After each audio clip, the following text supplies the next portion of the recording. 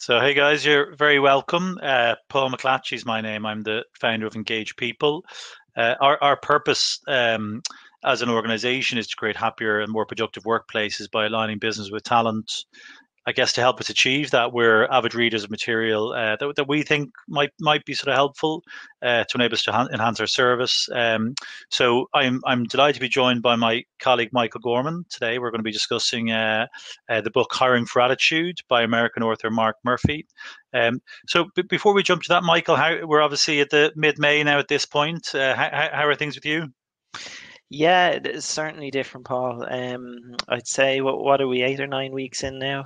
I think like what I've sort of seen in the market is that maybe when all this kicked off for a 2 or 3 week period, there was a bit of a shock factor, to be fair, and a lot of businesses were kind of trying to understand how they were going to manage things, and especially the logistical element of that as well.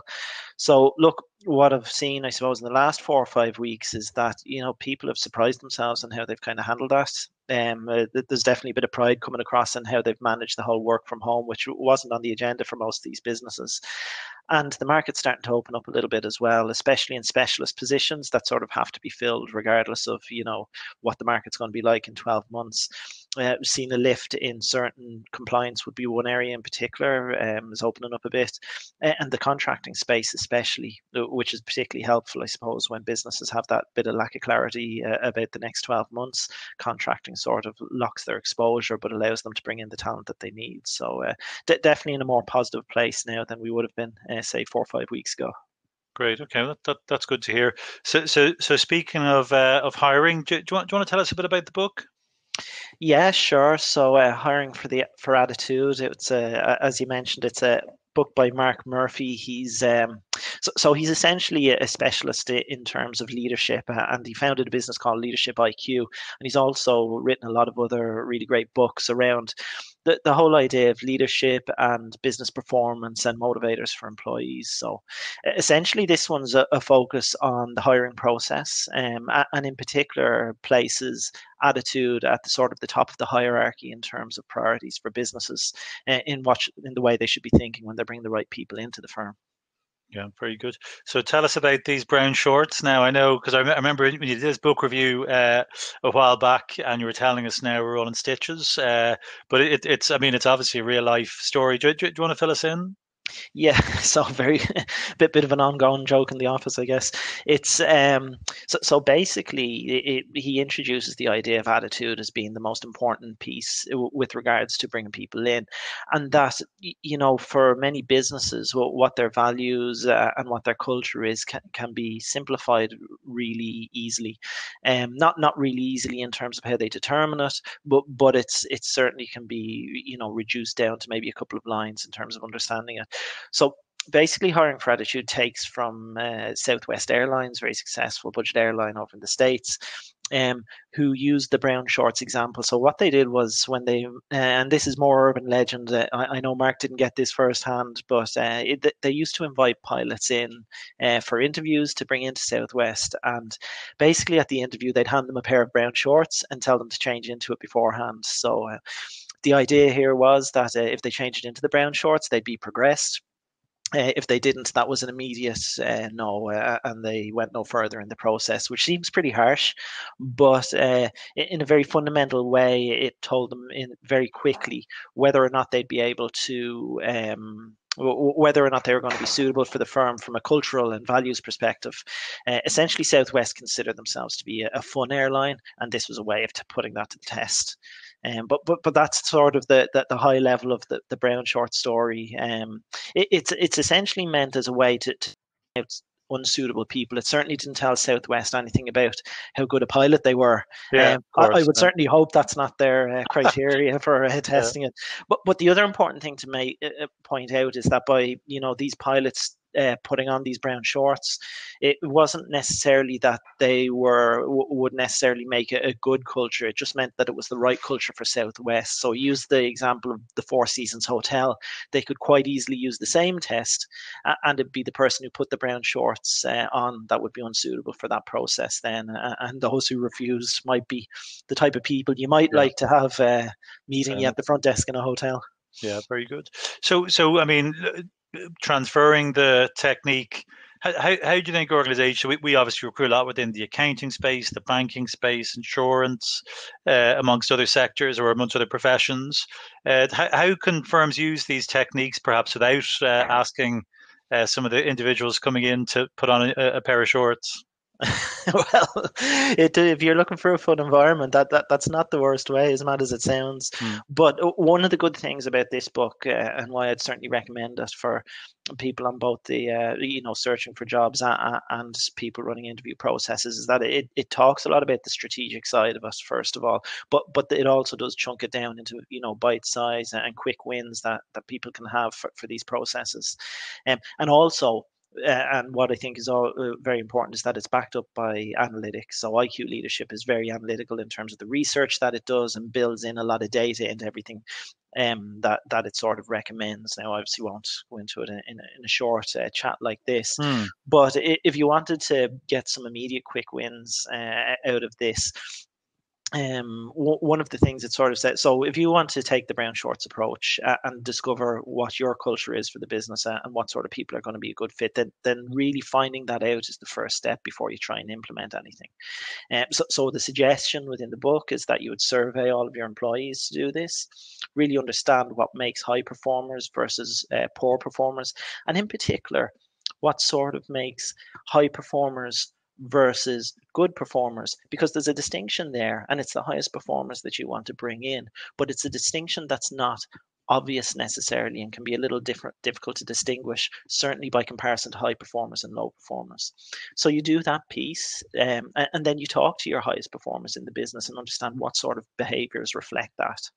And those behaviors then become your brown shorts. If you can Right. chunk them Okay. down into Gotcha. something Yeah. fun Yeah. like that, Yeah. Yeah. then that's great. But you'd now have your sort of your template then for understanding the sorts of people that you want to bring in Yeah. through these processes. Um, I suppose then the question is, like, outside of doing this, what you also want to do is make sure you're bringing in coachable people, and that's Hmm. almost a separate piece. So that's something you chat about often, Paul, in our catch ups. Hmm. But the ability to be that person who can be coached, can be learned, who isn't sort of closed to embracing the culture, but then also embracing personal progression from a sort of adapting to the new business Okay. environment type thing. Okay. So one of the things they say in an interview, and I'll just throw this little soundbite in, but they also always say that rather than asking people, how they feel they would perform, you say, what is your boss's name? Could you spell your boss's name? And then say, what would your boss say about you in terms of this Hmm. performance? And that's Mhm. really to give them the impression that, which you may well go ahead and do, a reference with the boss, but it's to really try and get an honest answer out of people, and you'll find if you still get good answers out of that, then that's a coachable person. Yeah, very good. And so just on the coachability piece, then there's a couple of things that are sort of non-negotiable, like the coachability piece and adaptability, and then the specific traits or that's sort of fine-tuned, that's subjective, then depending on where your company feels they want to prioritize. Is that? Yes, so it's certainly subjective to an extent, but so really, this is born out of it. You don't want to take this from the approach of being idealistic. It needs to be real. So you are genuinely going to your high performing people and learning what the real sort of culture of the business is like, Hmm. and what picking the real pieces out of that you want to sort of elevate to be representative of the business. So, Yeah. so these aren't sort of picked. That they're subjective insofar as they're specific to your business, but they're certainly they have to be real. Yeah. Um, I think in terms of then what you can do with those, that they can really be incorporated into your process, and you really want to sort of drive out that subjective piece through the process as well. So you Yeah. want to be as objective as you possibly can. Yeah. So I suppose one of the things that was really good in the book that they suggested was how to approach the scorecard.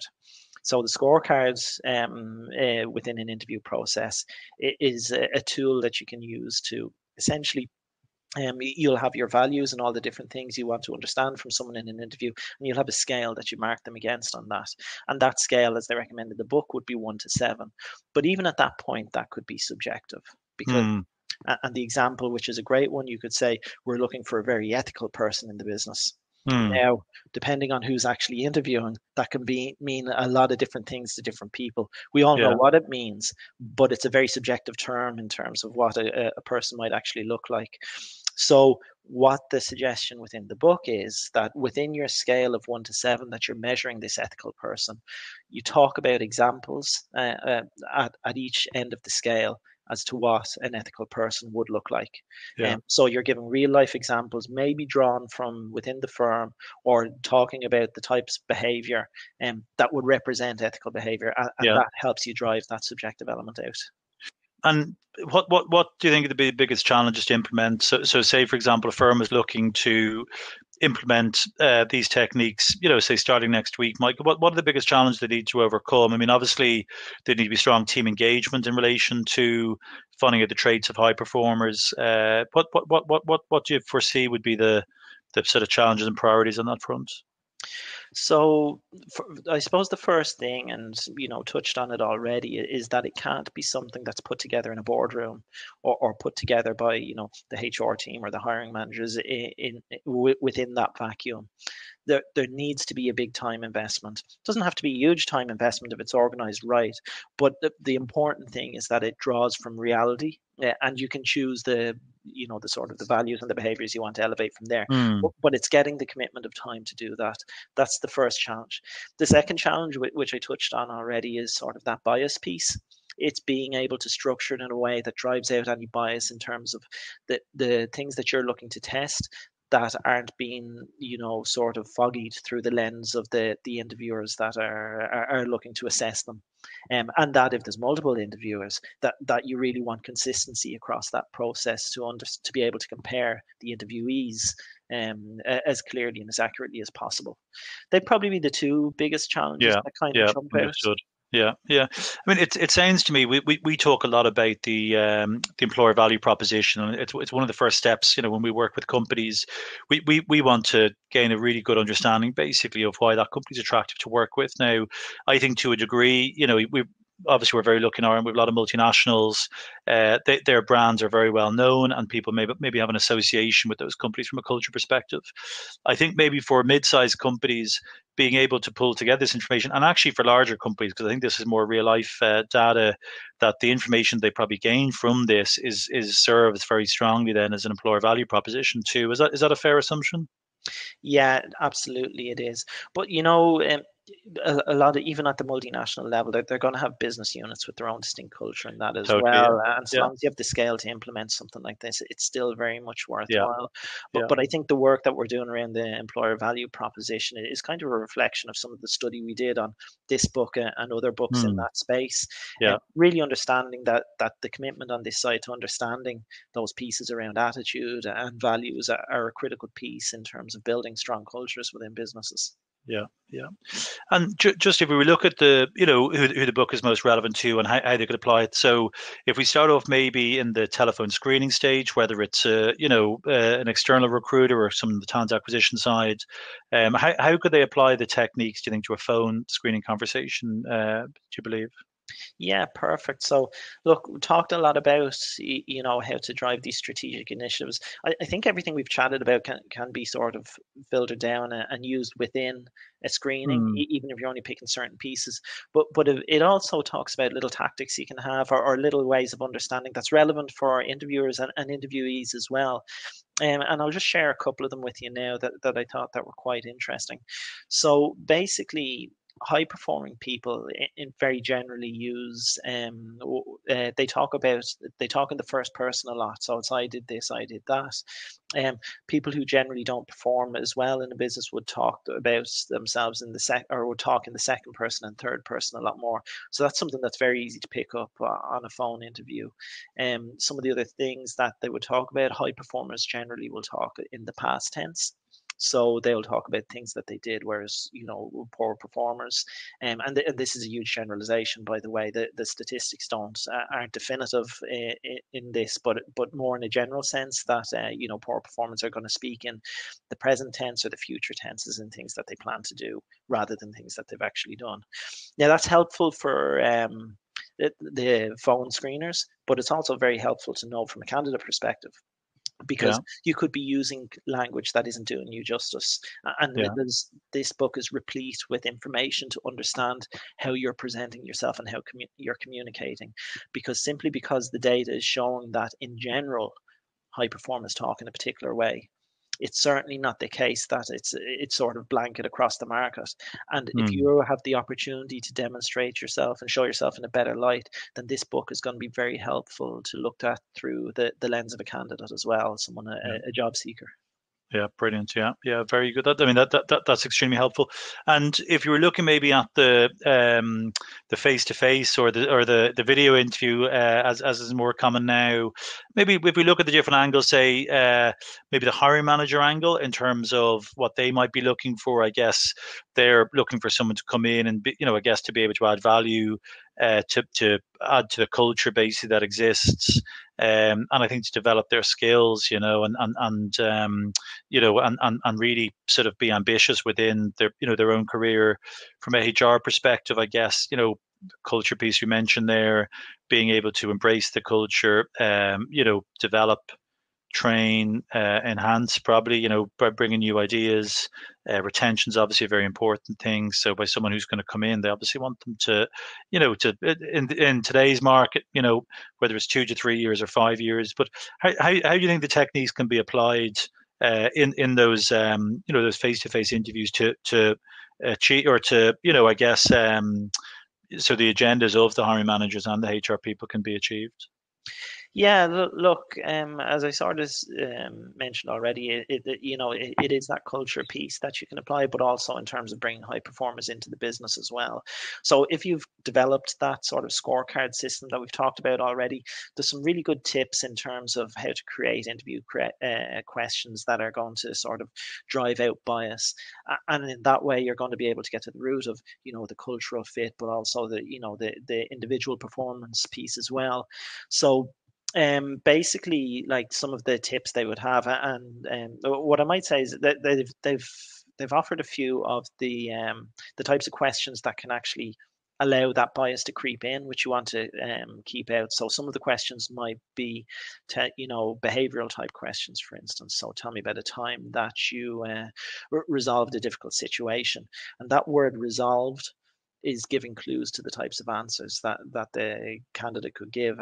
And if you don't have that word resolved in there, then high performers will generally view the question in terms of how they resolved it anyway, whereas potentially low performers won't. And Hmm. simple things like phrasing in interviews can really help with that sort of stuff as well.